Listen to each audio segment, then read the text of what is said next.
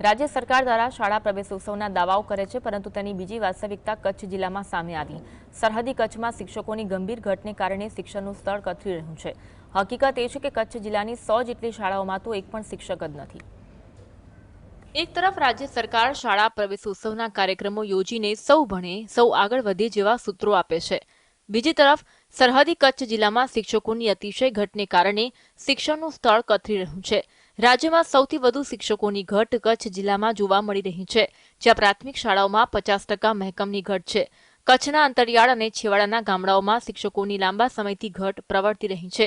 જિલ્લામાં કુલ 1645 જેટલી પ્રાથમિક શાળાઓ આવેલી છે, જેમાંથી 100 જેટલી શાળાઓમાં એક પણ શિક્ષક નથી, જ્યારે 150 જેટલી શાળાઓ માત્ર એક શિક્ષક પર નિર્ભર છે।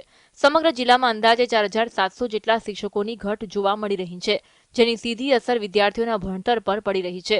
આ સ્થિતિ કચ્છના બાળકોના ભવિષ્યને અંધકારમય બનાવી રહી છે। આ ગંભીર સમસ્યાને લઈને કચ્છ જિલ્લામાં તાત્કાલિક શિક્ષકોની ભરતી કરવામાં આવે તેવી માંગ સાથે શિક્ષણ વિભાગ સમક્ષ માંગ કરવામાં આવી છે। ગુજરાતના 29 જિલ્લાઓમાંથી 28 જિલ્લાઓની અંદર 13,500ની ઘટ છે, જ્યારે માત્ર કચ્છની અંદર 4500 જેટલી ઘટ છે। એટલે કચ્છ હંમેશ 50% ઘટ શિક્ષકોની ચાલતી આવે છે, અને એ બાબતે જે કચ્છને સ્પેશિયલ ભરતીના નામે એક ઝાંસો આપવામાં આવ્યો, અને ગુજરાતની જે મુખ્ય ભરતી છે એ ભરતીમાં બાકાત રાખી ગુજરાતની અંદર 13,500ની ભરતી થઈ ગઈ અને ત્યાં નિમણૂક પણ આપી દેવામાં આવી। કચ્છની અંદર આ પ્રકારની કોઈ પણ પ્રક્રિયા હજી સુધી થઈ નથી, માત્ર સ્પેશિયલ ભરતી અને સન્માન પ્રક્રિયા થઈ ગઈ, એના સિવાય બીજું। રાજ્ય સરકાર દ્વારા કચ્છ જિલ્લામાં સ્પેશિયલ ભરતીની જાહેરાત કરવામાં આવી છે, પરંતુ હજુ સુધી સરકાર દ્વારા ભરતી પ્રક્રિયા હાથ ધરવામાં આવી નથી, જેના કારણે કચ્છને શિક્ષણ ક્ષેત્રે અન્યાય થઈ રહ્યો છે। કચ્છની અંદર કુલ 4800થી વધુ શિક્ષકોની જગ્યા ખાલી છે, અને હમણાં થોડા સમય પહેલા જ સરકારે કચ્છને સ્પેશિયલ ભરતીમાં 4100 શિક્ષકોની ભરતી કરવાની વાત નક્કી કરી। હવે શૈક્ષણિક વર્ષ શરૂ થઈ ગયું, લગભગ 1.5 થી 2 મહિના જેવો સમય વીતી ગયો।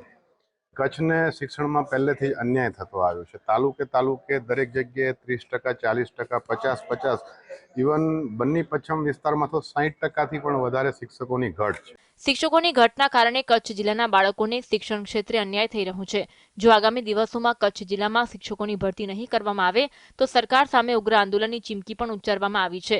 હવે કચ્છ જિલ્લામાં શિક્ષકોની આ અછત ક્યારે દૂર થશે અને બાળકોને યોગ્ય શિક્ષણ ક્યારે મળશે તે જોવું રહ્યું। દાઉદ સમેજા, GSTV।